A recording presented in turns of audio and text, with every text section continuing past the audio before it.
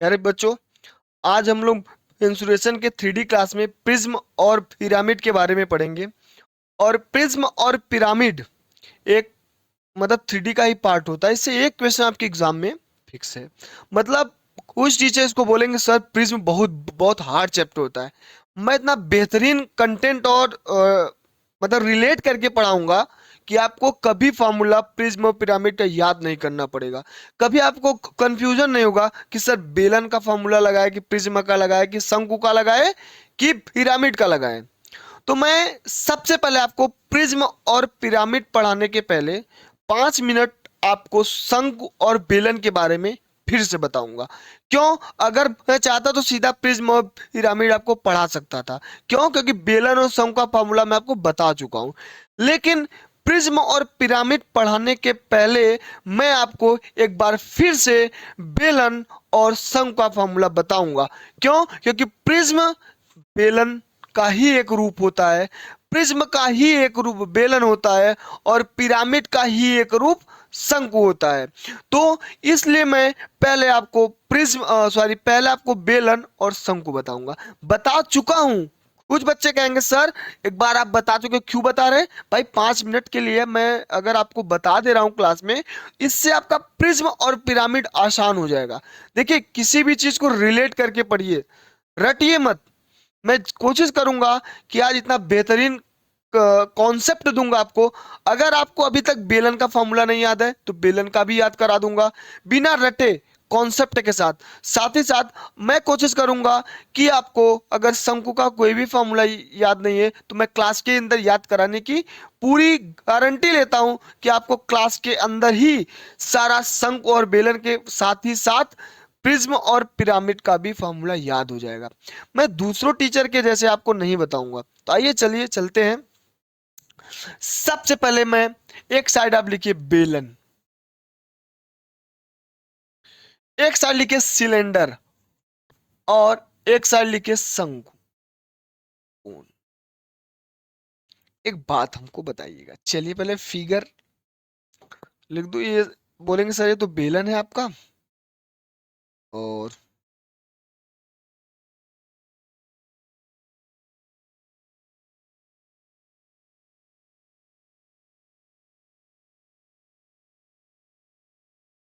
शंकु।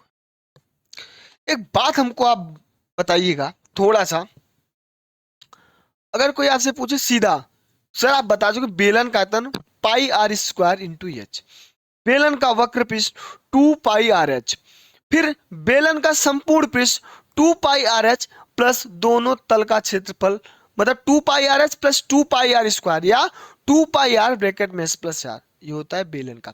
शंकु का कोई आपसे पूछे तो बोलेंगे सीधा सीधा सर शंकु का आयतन 1/3 पाई आर स्क्वायर एच। साथ ही साथ अगर कोई पूछे शंकु का वक्र पृष्ठ ना, वक्र पृष्ठ जो होता है ना, तो शंकु का वक्र पृष्ठ पाई आर एल। अगर कोई आपसे पूछे शंकु का संपूर्ण पृष्ठ तो आप बोलेंगे pi R L plus pi R square. अब इसी फॉर्मूले को मैं कोशिश करूंगा कि आपको याद नहीं करने दूंगा, मतलब याद तो करने दूंगा, सॉरी मैं रटने नहीं दूंगा। आज कॉन्सेप्ट की बात होगी पूरे क्लास में। सॉरी, चलिए देखते हैं।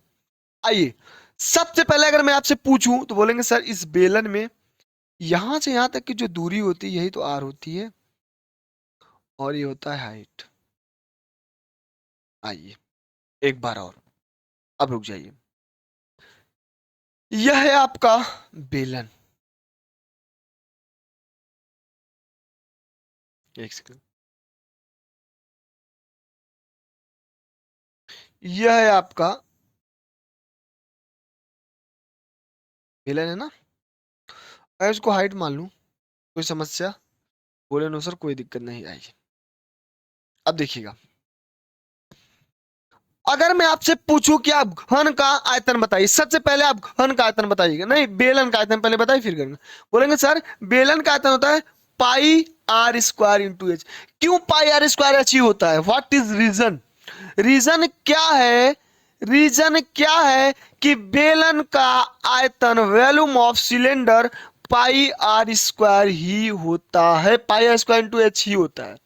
इसका रीजन ये है बाबा, अगर कोई घन है, एक बात हमको बताइए, कोई घनाभ है, घनाभ का वॉल्यूम क्या होता है? बोलेंगे सर LBH।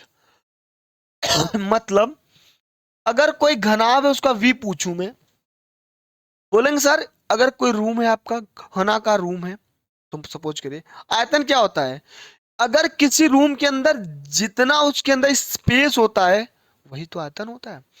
अगर किसी रूम के अंदर इस रूम का कितना आयतन अगर पूछा जाए तो बोलेंगे सर जितनी लंबाई है जितनी चौड़ाई है उस उसमें जितना हाइट है उसका मल्टीप्लाई कर दीजिए, उस रूम का आयतन आ जाएगा। मतलब अगर कोई घनाभकार का रूम है तो उसमें अगर आपसे कोई पूछे कि उस घनाभ का क्षेत्रफल उस घनाभ का आयतन बताइए तो बोलेंगे सर LBH। लेकिन अगर मैं ऐसा भी तो कह सकता हूं जो घनाभ का आयतन होगा वह उस रूम का क्षेत्रफल इंटू ऊंचाई, मतलब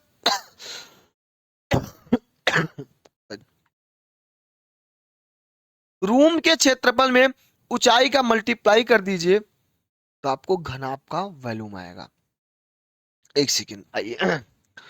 अगर मैं इस बेलन का आयतन आपसे पूछूं तो क्या कहेंगे?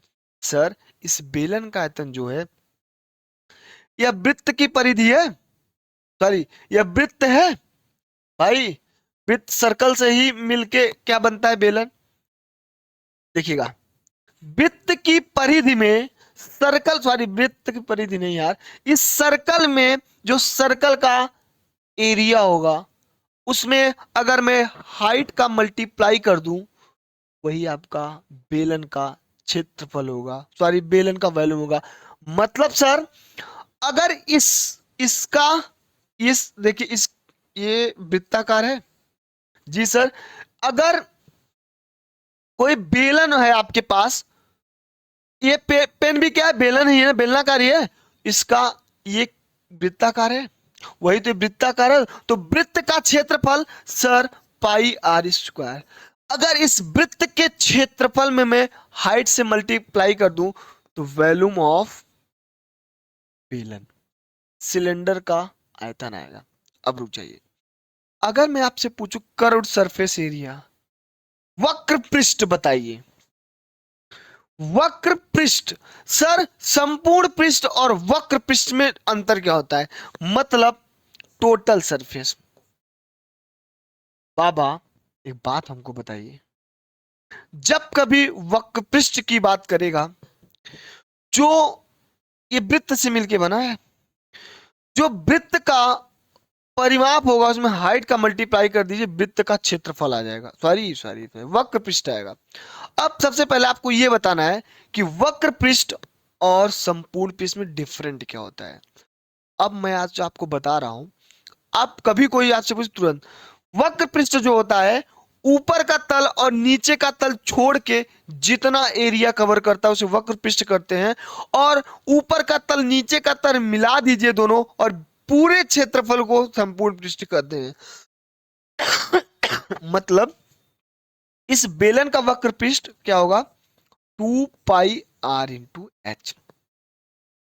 मत अब इसमें इसका क्षेत्रफल और ये क्षेत्रफल मिला दीजिए, ये हो जाएगा total surface 2πrh plus πr²।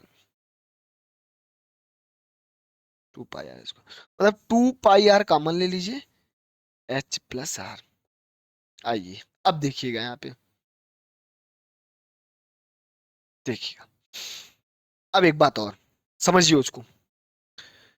सबसे इंपॉर्टेंट बात यह है, सर ये 2πr यहां क्या है? मतलब वक्र पृष्ठ ये जो आपका सर्कल है, परिधि परिमाप, किसी वृत्त का परिमाप होता है 2πr। मतलब वक्र पृष्ठ निकालने के वृत्त के परिमाप में हाइट का मल्टीप्लाई कर दीजिए, वही आपका वक्र पृष्ठ होगा। और संपूर्ण पृष्ठ होता है बाबा वक्र पृष्ठ प्लस बाबा एक आप बोले बॉटल ले लीजिए, उसका नीचे का तल और ऊपर का तल, वृत्ताकार कोई बॉटल लीजिए। देखिएगा यहां पे ये आपका सपोज करिए ये बॉटल है, इसको यहां से काट दे या इस वाले पार्ट से इसको काट के निकाल दे। ये लगभग आपका, मैं एग्जैक्ट तो नहीं कहूंगा लेकिन ये लगभग बेलन के आकार का है। अगर मैं बाबा इसके ऊपर का तल और नीचे का तल मिला दूं तो वही टोटल सरफेस होता है, और वक्र पृष्ठ ऊपर और नीचे का छोड़ केवल चारों साइड का जो क्षेत्र होता है वही होता है वक्र पृष्ठ। अब देखिएगा थोड़ा सा, वही इसमें मैं ऊपर का तल नीचे का तल मिला के 2 पाई आर किया तो उसका टोटल सरफेस आया। ये बताया हूं इसलिए यहां फिर बता रहा हूं, अभी प्रिज्म और पिरामिड के फॉर्मूला को याद नहीं करना पड़ेगा, सेम ऐसे शंकु होता है। बोलेंगे sir volume of cone equal to 1/3 pi r²h। तीन शंकु मिला के एक बेलन बनता है, इसलिए 1/3 पाई r²h। बाबा अगर मैं इसको r मान लूं, इसको l मान लूं, इसको h, तो एक बात हमको बताइए, कर्व्ड सरफेस ऑफ कोन मतलब शंकु का वक्र पृष्ठ होता है पाई r इंटू एल। रुके रहिए एक सेकेंड, पेशेंस रखिए। सर पाई r इंटू एल मतलब वक्र पृष्ठ आप कोण या शंकु का वक्र पृष्ठ पाई r इंटू एल ही क्यों होता है? इसलिए होता है कि यहां पे दो एक चक्कर यहां पे आधा हो जाता है, वृत्त का जो परिधि होता है 2 पाई r का हाफ हो जाएगा ना, इंटू हाइट। हाइट मतलब तिरछी ऊंचाई l ले लेते हैं, हाँ 2 से 2 कटा इसलिए पाई r l हो गया। बाबा टोटल सरफेस, एक बात हमको बताइए, वक्र पृष्ठ पाई आर एल प्लस, वहां पे क्या था, दो वृत्त था, यहाँ पे एक ही वृत्त है ना, यहाँ आगे जाके मिल जा रहा है तो यहाँ पे एक ही वृत्त है, ये हो जाएगा पाई r²। पाई आर कॉमन लेंगे, टोटल सरफेस हो जाएगा l प्लस आर। किसी को कोई समस्या?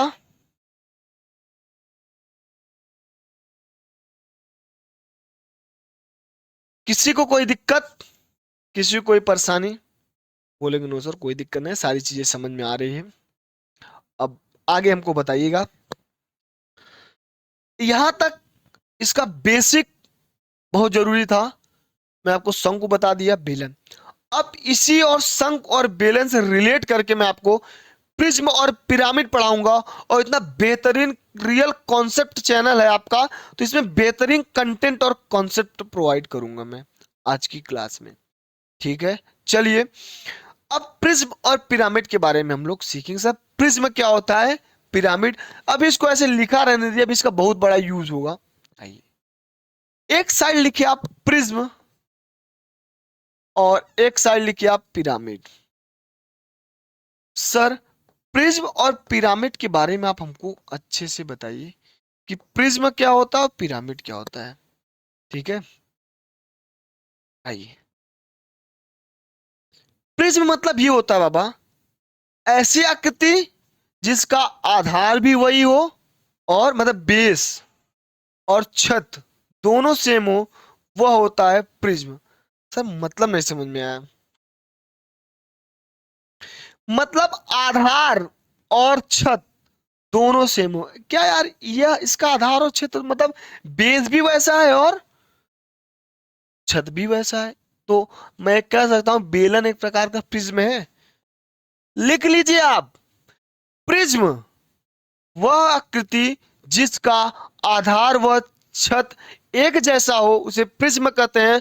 पिरामिड वह आकृति जिसका आधार और छत एक जैसा ना हो उसे पिरामिड कहते हैं। अगर मैं कहूं आपसे कि बाबा मैं अगर ये ले लूं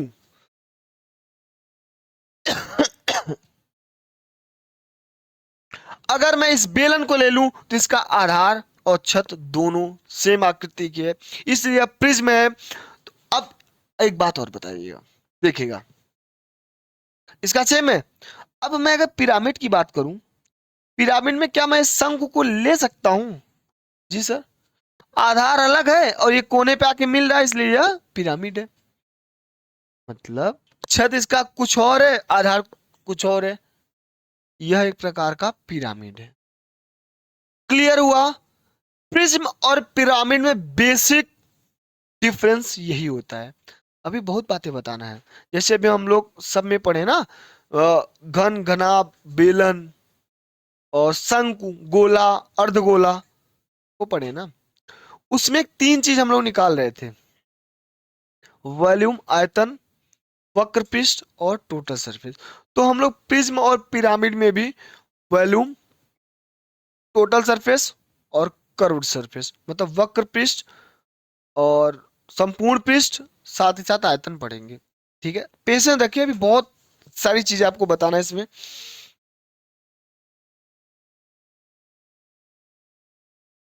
अब रुक जाइए, अगर मैं एक बात और आपसे बोलूं, आधार जरूरी है कि बेलन ही हो, आधार आपका त्रिभुजाकार भी हो सकता है, आधार चतुर्भुज भी हो सकता है, लेकिन अगर उसका बेस त्रिभुजाकार है तो छत भी त्रिभुजाकार होना चाहिए, तो वह प्रिज्म होगा।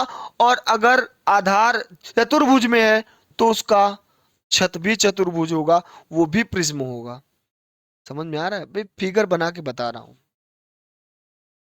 चलिए एक हम खनाब बना लेते हैं। ठीक है, एक सेकेंड।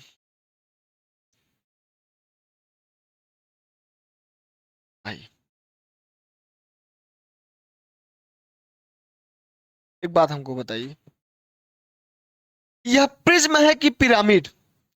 बोलेंगे सर यह प्रिज्म है क्योंकि इसका छत और इसका आधार दोनों बराबर है, दोनों सेम है। तो यह क्या हुआ सर? यह हुआ मेरा प्रिज्म। कोई दिक्कत? अब देखिएगा एक सेकेंड, अगर मैं त्रिभुजाकार आकृति ले लूं तो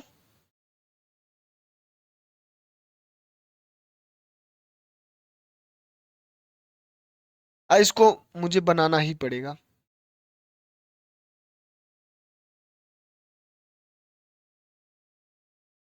चलिए इसको बना ही लेते हैं।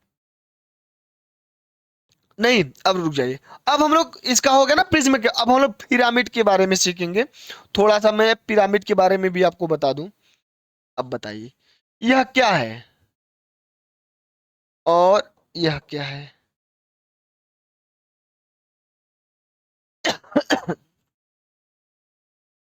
अब बताइएगा। बोलेंगे सर यह पिरामिड है, क्यों? क्योंकि इसका जो बेस है बाबा और इसका बेस है, मतलब यह इसका बेस आधार और इसका छत बराबर नहीं है। अगर ऊपर जाके मिल जा रही है तो यह पिरामिड हो जाएगा, और इसका बेस कुछ और है, इसका छत कुछ और है, तो यह पिरामिड हुआ। हुआ कि नहीं हुआ? बोलेंगे सर हुआ। आइए मैं अगर खुद से बना दूं, देखिएगा, पिरामिड को पहचानना सीखिए। सर अगर मैं इसको त्रिभुजाकार बना दूं और एक त्रिभुज यहां से ऐसे लाके मिला दूं, ठीक है, ठीक, अब देखिएगा डॉट डॉट डॉट यहां पे एक लाइन लाके मिला दूं, यह प्रिज्म है कि पिरामिड? बोलेंगे सर इसका यह बेस है और यह आपका छत है, दोनों इक्वल नहीं है तो यह क्या हो जाएगा? पिरामिड। यह पिरामिड की बात करेगा। पहले बेसिक समझिए, प्रिज्म पिरामिड बहुत ही चैप्टर होता है, लेकिन अगर आप धैर्य के साथ पढ़ेंगे तो। बस मुझे अपना कीमती 10 मिनट और दीजिए, फिर प्रिज्म और पिरामिड को आप खेलना आपको सिखाएंगे कि प्रिज्म और पिरामिड के क्वेश्चन को आप चुटकियों में सॉल्व करना जानेंगे। ठीक है, बस। अगर मैं एक बात हमको ये बताइए आप, आइए एक बात हमको ये बताइए, अगर मैं इस त्रिभुजाकार कोई पिरामिड ले लूं, ठीक है, बोलेंगे जी सर ले लीजिए, और एक त्रिभुज में यहां बना दूं, ठीक, बोलेंगे जी सर मिला दीजिए, कोई दिक्कत नहीं है। आइए अगर मैं इसका बेस ऐसे बना दूं और इसको यहां से, यह एक प्रकार का पिरामिड है कि प्रिज्म है? आप ये हमको बताइए, यह प्रिज्म है कि पिरामिड? बताइएगा, यह प्रिज्म है कि पिरामिड? तुरंत बताइए। सर इसका बेस और इसका बेस इक्वल है तो यह जाहिर सी बात है प्रिज्म हो जाएगा। होगा कि नहीं होगा? अगर यही जाके ऊपर यहीं पे मिल जाता डायरेक्ट ये वाला फिगर, ये पिरामिड हो गया। देखिएगा, यह बेस और इसका छत इक्वल है तो यह प्रिज्म हुआ। लिख लीजिए सब, बहुत इंपॉर्टेंट चीज बता रहा हूं, प्रिज्म और पिरामिड का बेसिक कॉन्सेप्ट सीखिए आप। नहीं तो क्वेश्चन को नचाएंगे आप, बस धैर्य रखिए।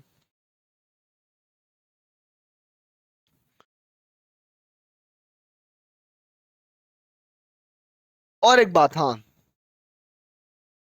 अब दोनों में एक कॉमन चीज मैं आपको बता रहा हूं। प्रिज्म और पिरामिड, प्रिज्म का आधार और छत समान होता है, और पिरामिड का आधार और छत समान होता है, लेकिन एक जो मोस्ट इंपॉर्टेंट बात है कि पिरामिड का छत जो होता है जाके आपस में मिल जाते हैं, जबकि यहाँ पे देखिएगा जाके यहाँ पे मिल जा रहे थे, वो पिरामिड हो रहा था। ठीक, यहाँ पे देखिए दोनों का बेस समान हो गया, मतलब बेस और छत। हाँ, एक बात ये बताना था, पिरामिड का आधार कुछ भी हो सकता है, वर्गाकार, त्रिभुजाकार, चतुर्भुजाकार, समखंडभुज, कुछ भी हो सकता है आधार। और प्रिज्म का भी कुछ हो सकता है। अभी मैं फॉर्मूले की ओर आगे बढ़ूंगा तब चीजें और अच्छे से क्लियर होंगी। ठीक है, आइए। अब सबसे पहले मैं आपको प्रिज्म के बारे में लेके चलूंगा। प्रिज्म का आयतन हमको क्या क्या पढ़ना है अब?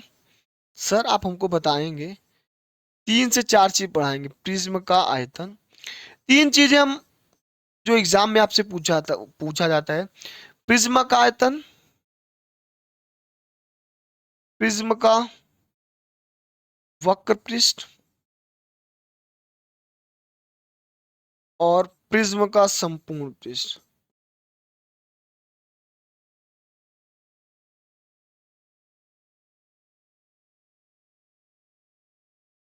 आइए,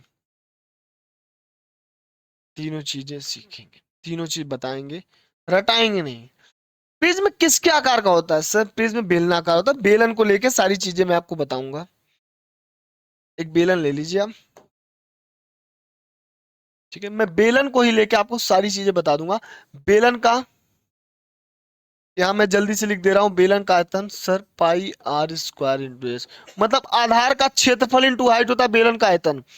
और बेलन का कर्व सरफेस 2 पाई आर, मतलब आधार का परिमाप इंटू ऊंचाई। देखिएगा ये परिमाप ही होता था ना, ये हुआ एच, ये हुआ आर, रुक जाइए।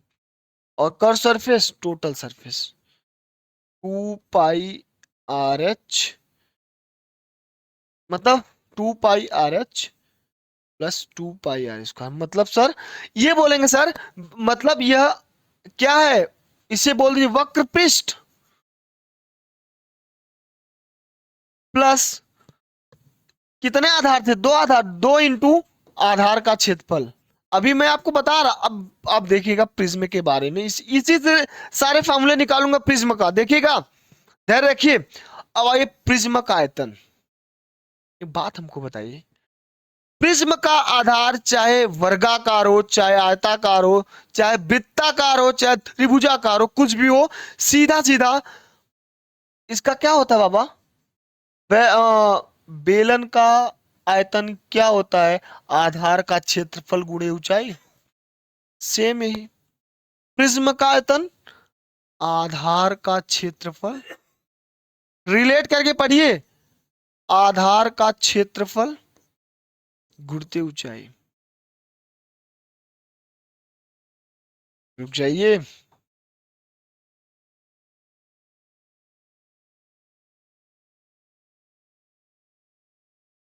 रुक जाइए। एक बात अब हमको बताइए, आधार का क्षेत्रफल, अब ये आधार का क्षेत्रफल क्या हो सकता है? यहां पे प्रिज्म में आधार का क्षेत्रफल आयत भी हो सकता है, वर्ग भी हो सकता है, त्रिभुज भी हो सकता है, कुछ भी हो सकता है। ध्यान देना है, आधार, इसीलिए मैं केवल आधार का क्षेत्रफल लिख रहा हूं। अब आइए आगे बढ़ते हैं। प्रिज्म का वक्र पृष्ठ, प्रिज्म का वक्र पृष्ठ, तो बेलन का वक्र पृष्ठ, मतलब यह वृत्त का परिधि इंटू हाइट, मतलब वृत्त का परिमाप गुणे ऊंचाई। लेकिन यहां पे आधार का परिमाप, जिसका आधार होगा, आधार कुछ भी हो सकता है आपका, त्रिभुज भी हो सकता है, चतुर्भुज भी हो सकता है, वृत्त भी हो सकता है, आयत भी हो सकता है, सर्कल भी हो सकता है। ठीक है, आइए, मतलब आधार का क्षेत्रफल, सॉरी सॉरी, आधार का परिमाप होगा ना वक्र पृष्ठ में, आधार का परिमाप इंटू ऊंचाई। एक बात हमको बताइएगा, एक बात हमको बताइएगा। बोलेंगे क्या बताना है सर? हाँ एक बात और, यह जो वक्र पृष्ठ है, ये प्रिज्म का पार्श्व पृष्ठ भी कभी कभी एग्जाम में दे देते, वक्र पृष्ठ की जगह पार्श्व पृष्ठ की बात करेगा, दोनों का मतलब सेम होता है। ठीक है, चलिए एक बात हमको बताइए, संपूर्ण पृष्ठ की बात क्या करेगा? मतलब वक्र पृष्ठ में, वक्र पृष्ठ में क्या करेंगे?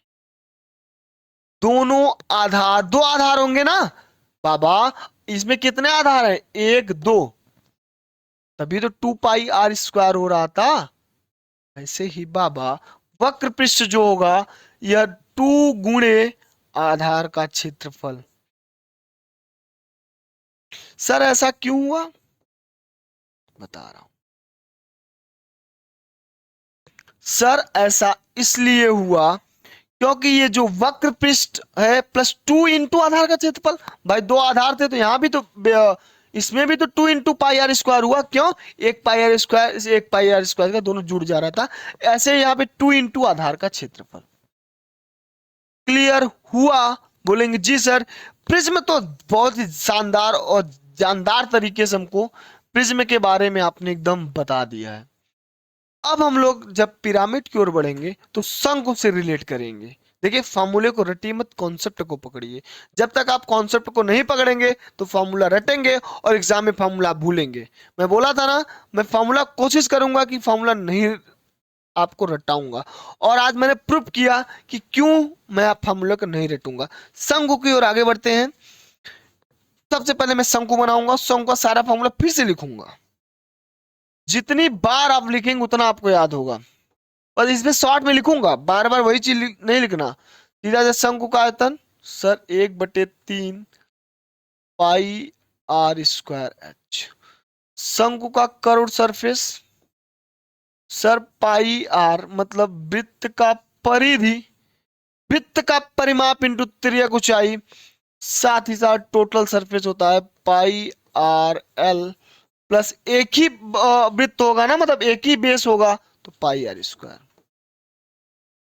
तो πr कॉमन l+r हो जाता है।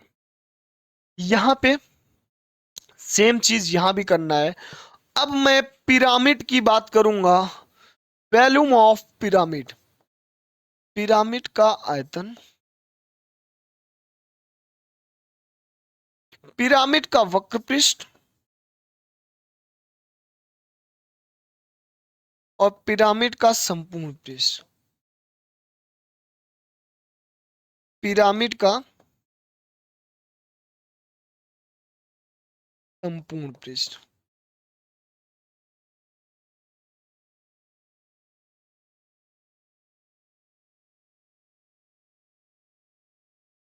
आइए बढ़ते, इन चार तीनों चीजों के बारे में हमको पढ़ना है, लेकिन पहले मुझे वैल्यू कौन से शंकु से रिलेट करके पढ़ना है। एक बात हमको बताइए, आधार का क्षेत्रफल इंटू हाइट करते थे, सीधा बात। पिरामिड का आयतन, भाई आधार का क्षेत्रफल ही तो होता है ये, शंकु में इंटू हाइट। तो भैया पिरामिड में क्या होगा?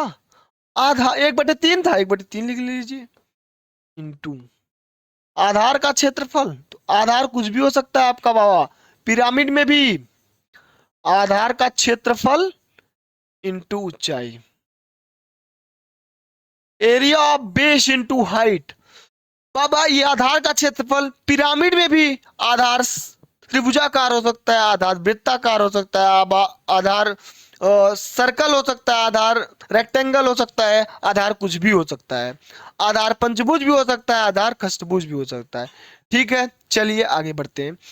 पिरामिड का वक्र पृष्ठ क्या होगा? अब आप हमको बताइए, रिलेट करिए। मतलब उस पिरामिड का परिमाप इंटू ऊंचाई, बस पिरामिड का परिमाप गुणे ऊंचाई। लेकिन एक बात और, यहां पे अगर मैं ये πr ही क्यों लिखा था, अभी भी बताया हूं सर। यहाँ पे 2 πr एक चक्कर लगाता था, लेकिन ये आधा चक्कर ही तो लगाएगा, यहां से यहां तक जाएगा, मतलब 2 पाई r/2 हो जाता था, 2 से 2 कट जाता था, इसलिए पाई r इंटू एल, यह भी हो जाता था वक्र पृष्ठ। मतलब परिमाप पाई r बचता था ना, यहां भी वही करेंगे। मतलब अपॉन 2 होता था पिरामिड का वक्र पृष्ठ, मतलब आधार का परिमाप, आधार का परिमाप, बाबा एक बात बताइए, बटे 2 इंटू तिर्यक ऊंचाई, एल था, एल लिख लिया, ऊंचाई लिखिए, आपकी मर्जी, जो आपको समझ में आए वही हाइट लिख लीजिए, इंटू ऊंचाई। समझ में आ रहा है? क्यों आप टीचर आपको रटाते हैं? यूट्यूब पे चले जाइए, पढ़ लीजिए, कोई नहीं पढ़ाएगा ऐसा। हर टीचर बोलेंगे आधार का परिमाप बटे 2 इंटू ऊंचाई। अरे बकलोल महाराज, आप उनको पहले बताइए तो आधार का परिमाप कैसे होता है, अपॉन 2 क्यों हुआ, इंटू हाइट क्यों हुआ? इसलिए हुआ, मैं आपको बताया हूं कि आधार का परिमाप बटे 2, क्यों? क्योंकि शंकु में जो उसका परिमाप होता है वह आधा हो जाता है, इसलिए पिरामिड में भी आधार का परिमाप आधा हो जाएगा। अब आगे बढ़िए, पिरामिड का संपूर्ण पृष्ठ। संपूर्ण पृष्ठ मतलब क्या सर? वक्र पृष्ठ में जो नीचे वाला बेस, इस आधार का क्षेत्रफल जोड़ दीजिए, वही आपका संपूर्ण पृष्ठ हो जाएगा। ठीक है, संपूर्ण पृष्ठ की बात अगर करेगा तो तुरंत आप वक्र पृष्ठ कर दीजिए प्लस आधार का क्षेत्रफल, जिसका भी आधार हो, आधार कुछ भी हो सकता है। अभी क्वेश्चन करेंगे तो फिर आपको दिखाएंगे कैसा कैसा आधार पूछेगा। यह है आपका प्रिज्म और पिरामिड के बारे में सारी चीजें मैं आपको बेहतरीन ढंग से क्लियर कर दिया हूं।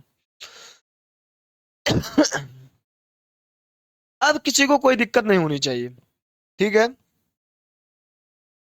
आइए क्वेश्चन की ओर आगे बढ़ते हैं, प्रिज्म और पिरामिड के कुछ क्वेश्चन को करते हैं। एक क्वेश्चन ये है, ऐसे कहेगा क्वेश्चन, बोलेगा ये बताइए प्रिज्म का आधार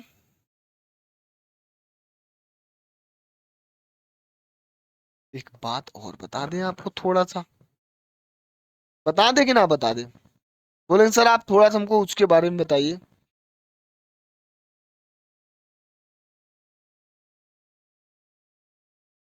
एक बात हमको बताएंगे आप, अगर आकृति त्रिभुजाकार है तो उसमें कितनी सतह होगी, आप बताइए कितने साइड बनेगी? सर अगर त्रिभुजाकार है तो 3 साइड बनेगी। अगर मतलब 3 भुजाएं अगर त्रिभुजाकार है तो कितने उसमें सतह होंगे? सर 3 सतह होगा। अगर चतुर्भुज है तो 4 सतह होगा। पंचभुज है तो 5 सतह होगा। ठीक है जी सर, ठीक है। प्रिज्म का आधार, प्रिज्म का आधार क्वेश्चन है, आप उसको करिए, आयताकार है,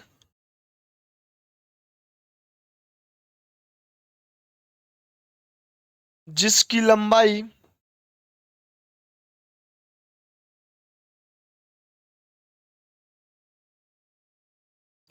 15 सेंटीमीटर तथा चौड़ाई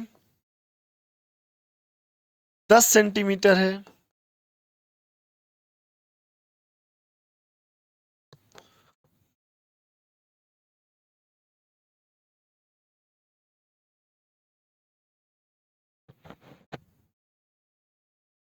तथा ऊंचाई 5 सेंटीमीटर।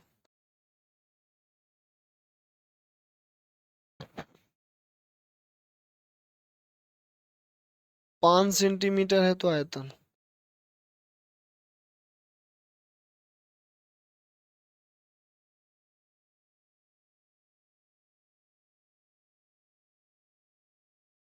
आइए देखते हैं, समझते हैं और सीखते हैं क्या है। प्रिज्म का आधार आयताकार है जिसकी लंबाई 15 सेंटीमीटर, चौड़ाई 10 सेंटीमीटर है। इसको पकड़ें, प्रिज्म का आधार आयताकार है, प्रिज्म का आयतन, जिसका आधार होगा, प्रिज्म का आधार आयताकार है, रुक जाइए, आयतन पूछा ना, तो बाबा प्रिज्म का आयतन क्या होगा? बोलेंगे sir prism, volume of prism equal to आधार का क्षेत्रफल, एरिया ऑफ बेस, आधार का क्षेत्रफल इंटू ऊंचाई, मतलब एरिया ऑफ बेस इंटू ऊंचाई। बाबा आधार क्या है? बोलेंगे सर आधार है आयताकार, आयत का क्षेत्रफल हो जाएगा। अगर यही बोलता क्वेश्चन में प्रिज्म का आधार त्रिभुजाकार है तो बोलते सर आधार का क्षेत्र मतलब त्रिभुज का क्षेत्रफल गुणे ऊंचाई। अगर बोलता प्रिज्म का आधार पंचभुजाकार है तो बोलते सर आधार का क्षेत्रफल मतलब पंचभुज का क्षेत्रफल। अगर बोलता आधार का क्षेत्रफल वृत्ताकार है, अगर बोलता प्रिज्म का आधार वृत्ताकार है तो यहाँ वृत्त का क्षेत्रफल गुणे ऊंचाई। समझ रटिए मत अलग अलग क्वेश्चन। अब आइए, अब आयत का क्षेत्रफल क्या होता है सर? आयत का क्षेत्रफल होता है लंबाई गुणे चौड़ाई। लिख लीजिए यहाँ पे, आयत का क्षेत्रफल निकाले direct, L into B, length into breadth, 15 into 10, 110, 115 centimetre square. अब रुक जाइए, एक बात और बताइए सर, इसका क्षेत्रफल तो आ गया मतलब 150 इंटू ऊंचाई कितना दिया है सर? ऊंचाई 5 सेंटीमीटर दिया है क्वेश्चन में, इंटू 5, 15 पचे 75, 750 सेंटीमीटर क्यूब। किसी को कोई दिक्कत? बोलेंगे नो सर, समझ में आओ, बेहतरीन कंटेंट था आपका। नेक्स्ट बढ़िए आगे। अब एक पिरामिड लेते हैं और पिरामिड को लेकर समझते हैं। पिरामिड का आयतन बताइए, डायरेक्ट यही क्वेश्चन था आपका। और एक बात, पिरामिड में भी यही होगा, आधार कुछ भी हो, जो भी आधार उसी का क्षेत्रफल रखेंगे। पिरामिड का आयतन ज्ञात करूं,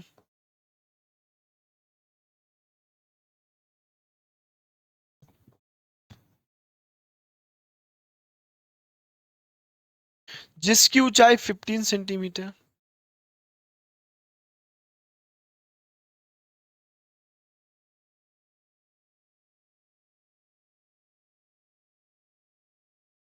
तथा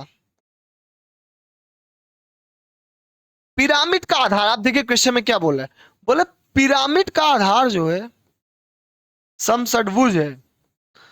पिरामिड का आधार हेक्सागोन है, मतलब पिरामिड का आधार समखटभुज, षटभुज जो भी होता है, समषटभुज है, भुजाकार है, तथा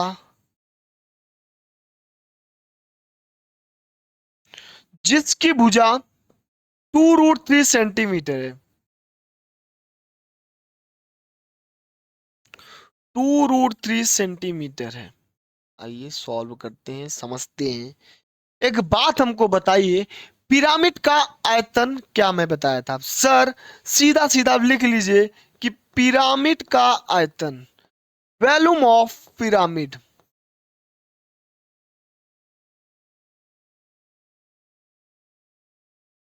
होता है 1/3 आधार का क्षेत्रफल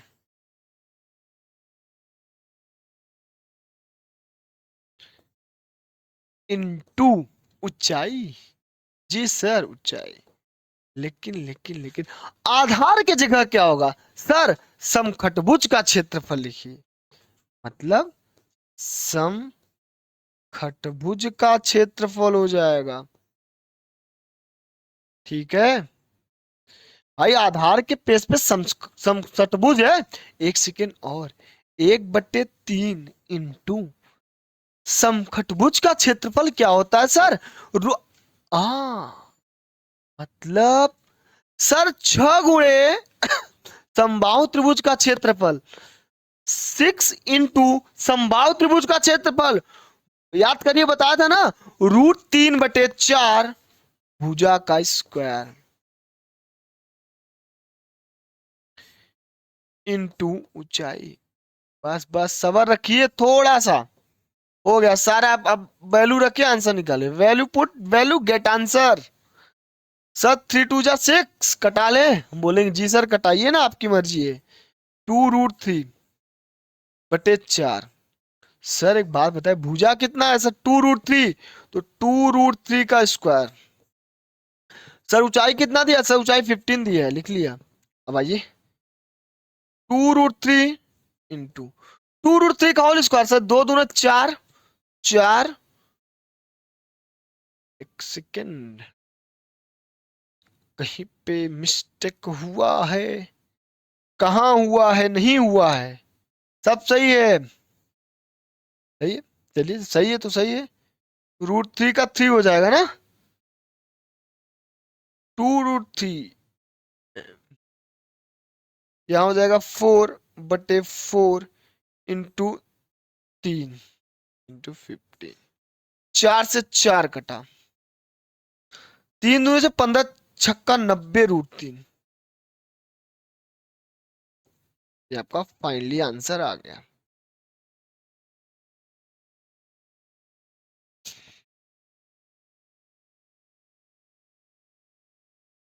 फिर एक बात हमको बताइए, कहेंगे क्या सर बताइए, कहीं भी मिस्टेक हुआ है?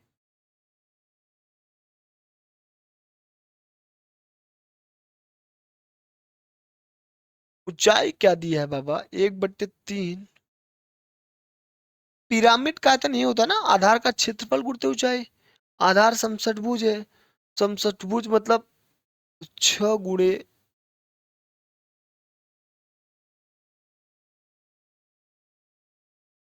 क्या होता है? √3/4 भुजा का स्क्वायर।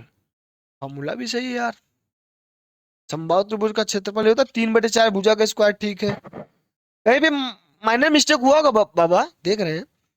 3 दूनी 6, 2 हो गया। 2 तो √3/4 इंटू भुजा दिया आपका √2√3, 2 4, √3 से हट गया, 4 × 12 हो जाएगा। कहीं √3 का मल्टीप्लाई होगा, कहीं पे मिस्टेक है, छोटा सा मिस्टेक है। देखते हैं क्वेश्चन सही है कि नहीं। क्वेश्चन सही होना चाहिए ना।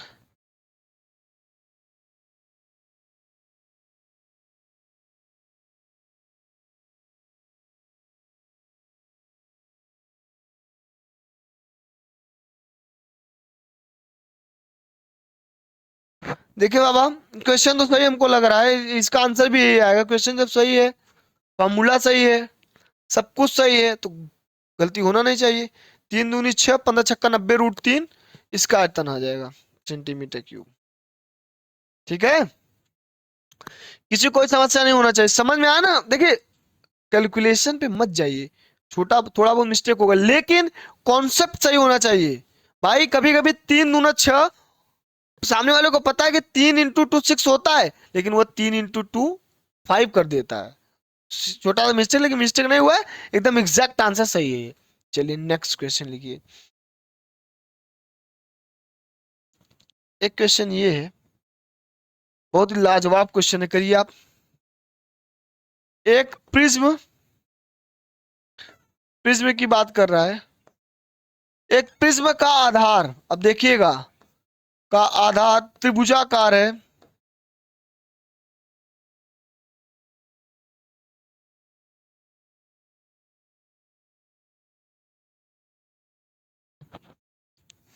जिसकी भुजाएं 5 सेंटीमीटर।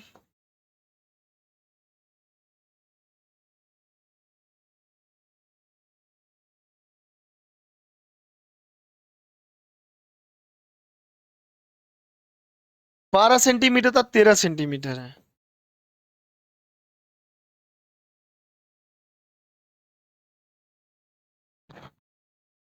प्रिज्म की ऊंचाई ध्यान दीजिएगा, प्रिज्म की ऊंचाई, आइए ये करते, प्रिज्म की ऊंचाई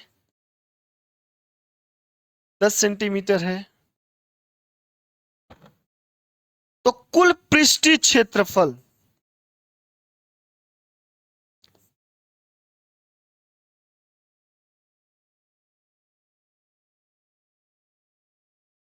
आइए करते हैं, कैसे करेंगे इसको समझते हैं। एक प्रिज्म का आधार जो है वह त्रिभुजाकार, जिसकी भुजाएं बाबा कुल पृष्ठीय क्षेत्रफल क्या होता है? सीधा सीधा से प्रिज्म है तो प्रिज्म का कुल टोटल सरफेस, पृष्ठीय कुल पृष्ठीय क्षेत्रफल की बात कर रहा है, क्या होता है? बोलेंगे सर वक्र पृष्ठ में और उसका क्षेत्रफल, वो आधार का क्षेत्रफल जोड़ दीजिए वही होता है। जी सर होता तो वही, तो उसको लिख दीजिए आप।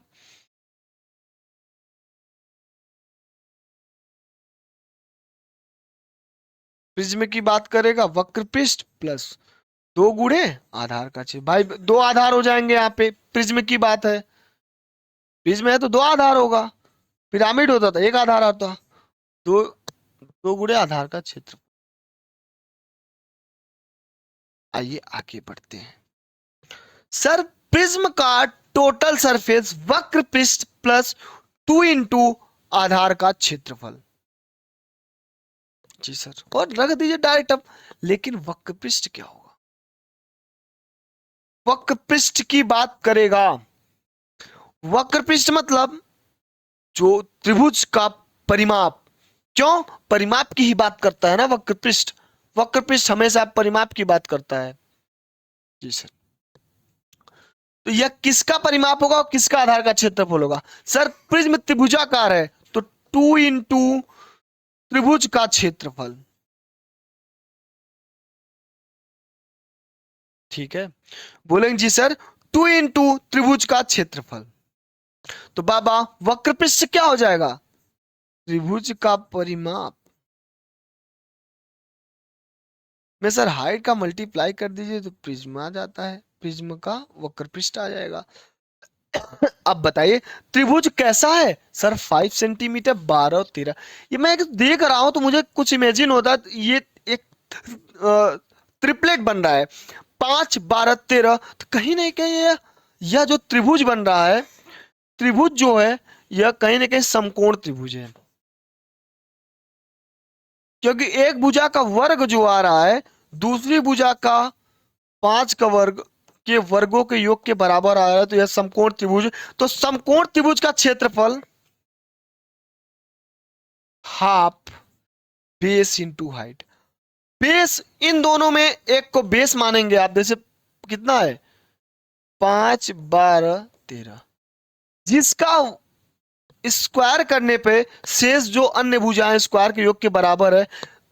देखो दो छोटी भुजा जो होती है उसी में एक बेस होता है एक हाइट, किसी एक को बेस मान लीजिए किसी एक को हाइट। 13 जो बड़ी भुजा को कभी हम बेस और हाइट नहीं मानेंगे, तो किसी एक को बेस मान लूंगा, 2 से 2 कट गया, बेस हो जाएगा 5 इंटू 12। अब रुक जाइए, अब इसमें त्रिभुज का परिमाप, बाबा परिमाप जोड़ लीजिए तीनों भुजाओं को, 5 12 13। त्रिभुज का परिमाप क्या हो जाएगा सर? 5 12 13 इंटू ऊंचाई की प्रिज्म की ऊंचाई लेंगे यहाँ, ना कि त्रिभुज की ऊंचाई, तो प्रिज्म की ऊंचाई 10। आइए इसी के साथ में है बाबा 13 12 25, 25 5 30, 30 इंटू 10 प्लस इसको जो 12 5 60, 300 360 360 सेंटीमीटर स्क्वायर। किसी को कोई समस्या? हाँ, और एक बात मैं आपको बताने जा रहा हूं, मैं आज की क्लास में शंकु पढ़ाने वाला था, तो मैं जब सिलेबस देखा तो मुझे लगा कि शंकु का फॉर्मूला बताना इंपॉर्टेंट है। मैं शंकु का के फॉर्मूले पे कई क्वेश्चन में प्रैक्टिस करा दूंगा, क्योंकि अगर मैं इतने अच्छे से आपको बेलन पढ़ा दिया हूं तो कहीं ना कहीं बेलन रिलेटेड टू शंकु। अब एक क्लास छिन्नक वाला थोड़ा सा बचा है आपको, कल की क्लास में मैं कोशिश करूंगा कि शंकु और छिन्नक, मतलब शंकु जैसे एक बेलन रहेगा उसके ऊपर किसी जोकर की टोपी को रख दिया जाएगा, मतलब बेलन और शंकु को मिला के कुछ क्वेश्चन की प्रैक्टिस कराऊंगा। और कल से मिसलेनियस क्वेश्चन की प्रैक्टिस 2 से 3 क्लास आएगा वीडियो, उसके बाद आपका 3D पूरी पूरी तरह फिनिश हो जाएगी। ठीक है बच्चों, मिलते हैं